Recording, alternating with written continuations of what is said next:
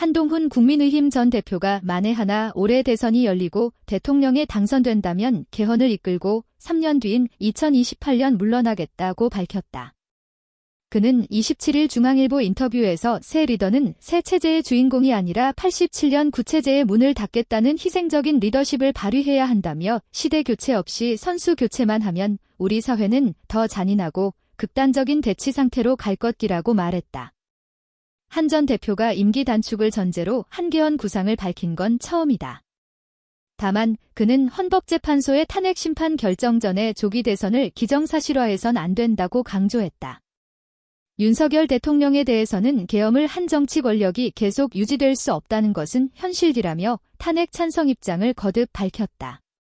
동시에 대통령과 겪은 세월이 얼마인가. 인간적인 고통이 크다고 복잡한 심경도 드러냈다. 한 전 대표는 12.3 비상계엄 전국의 한복판에 있었다. 친한계 의원 18인의 계엄 해제 요구안 표결 찬성을 이끌었다. 윤 대통령 탄핵소추안이 가결되는 과정에선 여당 의원들의 거센 반발을 샀다. 급류에 휩쓸리듯 12월 16일 대표직에서 물러난 그는 73일간의 잠행 뒤 26일 국민이 먼저입니다를 출간하며 정치 재개를 알렸다. 이날 인터뷰는 서울 마포의 한 호텔 카페에서 진행됐다. 그는 자신을 백수라고 소개했고 명함에는 직함 없이 한동훈 국민의힘이라고 썼다. 한동훈 전 국민의힘 대표는 27일 중앙일보 인터뷰에서 지난 2달여간은 나를 돌아볼 시간이었다고 말했다. 전민규 기자 사퇴 73일 만에 책을 냈다. 직진만 하다 보니 삶에 여백을 두기 쉽지 않았다. 지난 2달여 가는 나를 돌아볼 수 있는 시간이었다. 보수 지지층이 광장에서 의견을 표출하는 광경도 지켜봤다. 저와 생각이나 방향은 다를지라도 귀한 시간을 내 애국하는 마음으로 거리에 나온 것 아닌가? 미안했고 존중해야겠다는 마음도 들었다. 정치 복귀의 부정적인 반응도 적잖다. 지금은 한동훈의 시간이 아니다는 말도 하더라. 특정 정치인의 시간이란 건 따로 없다고 생각한다. 국민의 시간에 정치인이 맞춰야 하는 것 아닌가? 부정적 의견도 깊이 경청하겠다. 탄핵에 대한 입장은 변함없나 계엄 저지는 미래를 위해 반드시 필요했다. 괴롭지만 그 계엄을 한 정치 권력이 계속 유지될 수 없다는 것은 현실이다. 동시에 계엄 후 세상을 다 가진 것처럼 굴던 더불어민주당이나 욕심은 크지만 실력이 뒷받침되지 않은 공수처의 일탈적 행동에 대한 비판이 거셌다. 동의한다.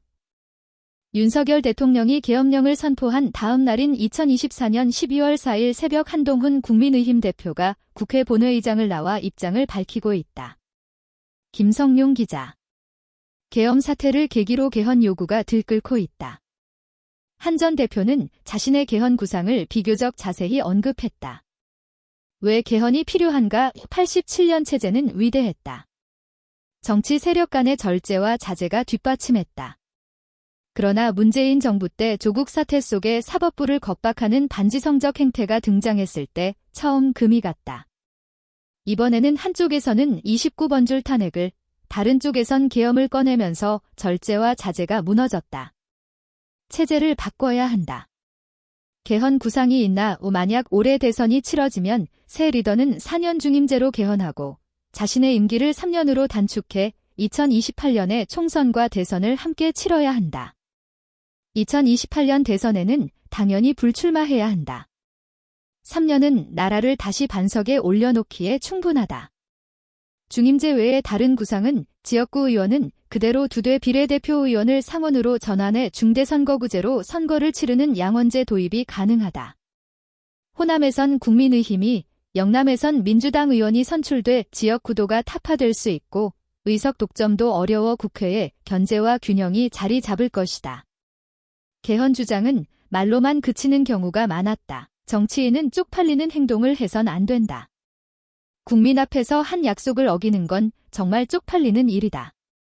한동훈 전 국민의힘 대표는 윤 대통령에 대해 제가 괴롭지 않을 리가 없다. 대통령과 제가 겪은 세월이 얼마인가라며 하지만 정치하는 저는 국민을 먼저 생각해야 하고 이를 인간적 고통과 분리해야 한다. 그게 쉽진 않다고 말했다. 전민규 기자. 거침없던 한 전 대표는 그러나 윤 대통령 관련 질문만 나오면 생각에 잠겼다. 답변 도중 수초간 말이 끊겼다. 그는 2000년대 초반부터 검사선 후배로 윤 대통령과 인연을 맺었다. 그는 윤 대통령에 대해 이렇게 말했다. 지금 상황이 괴롭지 않을 리가 없지 않나. 함께 겪은 세월이 얼마인가. 만약 제가 정치를 하지 않고 야인이었다면 지금 윤 대통령을 인간적으로 돕고 싶었을 거다. 윤 대통령도 저에게 도와달라며 어쩌면 헌재에 나와달라고 부탁하지 않았을까? 하지만 정치하는 저는 국민을 먼저 생각해야 하고 이를 대통령의 상황을 보며 느끼는 인간적인 고통과 분리해야 한다. 쉽지 않다. 한 전 대표는 호불호가 크게 갈리는 정치인이다. 그의 책을 사려고 일부 서점에서 높은 런, 영업시간 전줄 서는 것이 벌어졌다. 팬클럽 쥐드훈이 회원은 9만 1000여 명이다. 하지만 여당 의원 사이에선 한 전 대표는 도저히 지지 못하겠다는 정서도 크다.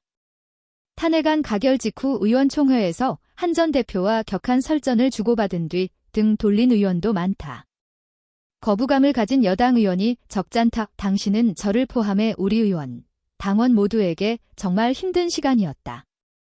험한 말을 듣고 비난받더라도 제가 아무 말 않고 들었다면 나았을 거다. 당시엔 그렇게 하기 어려웠다. 아직 부족한 점이 많다. 지지율이 대표 시절보다 크게 떨어졌다. 탄핵안이 통과되면 제가 날아갈 걸 몰랐겠나. 하지만 국가를 위해 결정해야만 했다. 국민과 지지자에게 진솔하게 설명할 기회가 있을 거다. 한동훈 전 국민의힘 대표의 명함. 이름과 당명만 적혀 있다. 중앙포토 이재명 대표의 공직선거법 2심이 3월 26일 선고된다. 2심에도 유죄가 나오면 대선 자격이 없다는 걸 본인도 알 거다. 그럼에도 선거에 나올 것이다. 그래서 이 대표는 위험한 사람이다.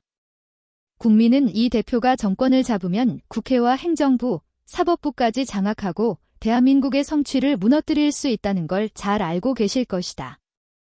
명태균 특검법은 어떻게 보나 정치 브로커가 선거에 영향을 미치는 건 큰 문제다. 하지만 지금 민주당의 명태균 특검법은 여당 분열을 노리는 의도가 너무 뻔하다. 휘말려선 안 된다.